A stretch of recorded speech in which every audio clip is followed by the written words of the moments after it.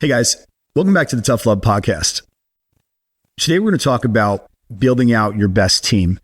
So one of the things that I think so many of us can resonate with is that when you have the wrong teammates, right?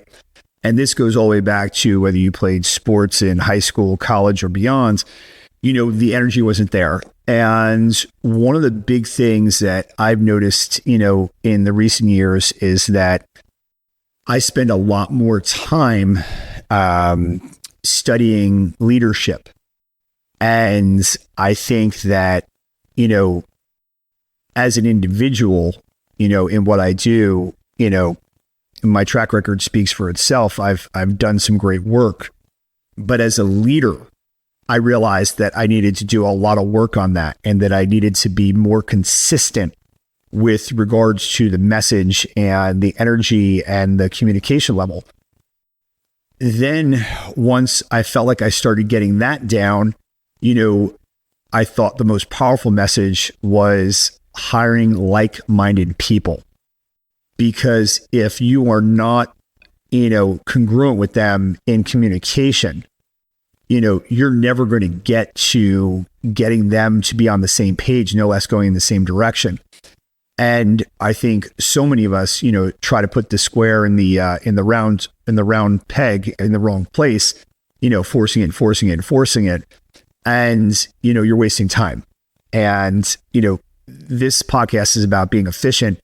And what I'm talking about is training your team is such a delicate and deliberate and concise process. And I heard somebody talk about this and I thought about it with my business. And it's something that, again, working on leadership is that every person that works for you should have a manuscript of their job and they should be able to write it out and recite it and memorize it and teach someone else to come in and do their job. Meaning if somebody steps out, they're sick, they step away, they go on vacation, there's no lapse in productivity. The trust component is this isn't about having a replacement manual for the person if you're planning on firing them. This is about them caring about the business and someone stepping in because they can't be there, but yet they're always present because what they do lives there in those books or, the notes that they've left, a manuscript, if you will. And, so many of these pearls that I've been reading, I'm actively trying to implement because, again, as a leader, I think you need to be solution-based. I think you need to be a forward thinker. I think you need to be, a diehard optimist. And I also think, and this is one thing that I've prided myself on in the last year, be the hardest worker in the room. And, let them know that you're going to, roll up your sleeves and you're going to grind with them. Because I don't care what anybody says. If you look at it in sports, you talk about the GOAT, Michael Jordan, every book, every writer, every sports writer, every coach says the same thing. Michael was built different. Michael was the first one in, the last one out. He outworked everybody. He was a fierce competitor. He sought out the best player to dominate them. And we can take lessons from how Michael lived his sports life and put that into our way of developing, our business is saying, listen, you may not want to be that full throttle because again, we're talking about the greatest of all time.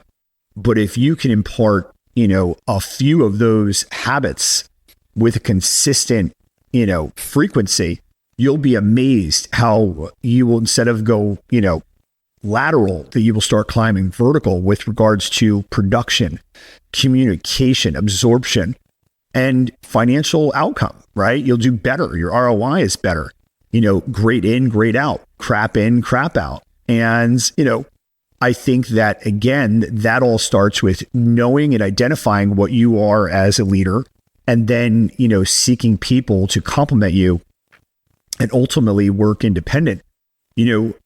There's so many times, I'm at that age now where, I'm supposed to be the person that's a wealth of information, but I think, I think you want to lean on people. And even like today, I have a business transaction going on, and I reached out to people that I consider excellent resources that I know have had a ton of business dealings and got great sound advice. So when I go back to that conversation again, I'm fueled with, knowledge, and it gives me a better position to emphasize my point from. I don't want to say argue, but, if I'm going to have a conversation, I want to be able to get my point across and get the desired outcome I'm seeking.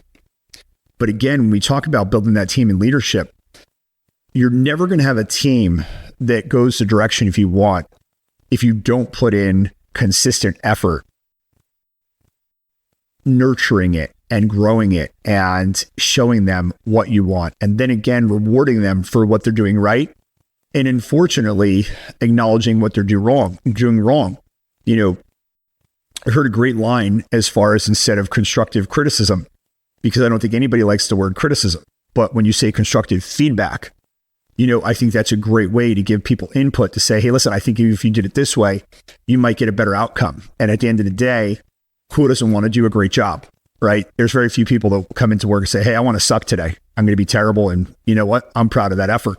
Said no one ever. I think that everybody wants to be better. I just don't think everybody knows the way. And I think it's the job of the leader to show them the way. And again, I think there'll be a lot of repetition in my podcast when I'm going solo.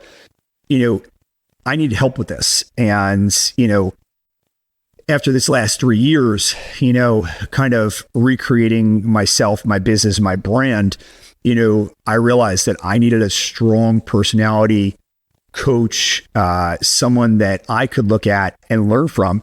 And, I grabbed, a person that, not even realizing it's something that he teaches, is, based on fitness, family, values, go back to any component of fitness, exercise, and then repetition, consistency, dedication, determination, competitive nature. And when I grabbed a hold of that, in this, coach that I've recently acquired in Andy Elliott, I thought it was a massive, what's the word I'm looking for? Alignment, if you will. Because if I want to get there, I've always felt like I'm almost there. I can't get there. To bridge that gap, my goal is to put somebody in place that I can do that with. And I feel like having a coach that's going to give me that nudge is the way. And the one thing that I used to say when I was on the basketball court with my elite players is, hey guys, God made you. I'm just showing you how to bring that incredible ability, to your audience, to your competition, and be great. The same thing, like I know it's in there, but I think everybody needs a coach, because for me to be, a better leader, I needed to have somebody that is going to come right at me and call me out and say, hey man, you know what? You're not doing that good, and if you expect it to be a great outcome, then you got to give a great effort. And so I think too many people take shortcuts. And I think, too many of us are quick to say it's, our staff or it's our partners or it's something like that. And they're not looking in the mirror. And, to me, I want to be at the point where I say, hey, listen, I gave it everything I could. I crushed it. And my team was behind me. And if I'm not that way, then I want to shut the doors. I don't want to do it anymore.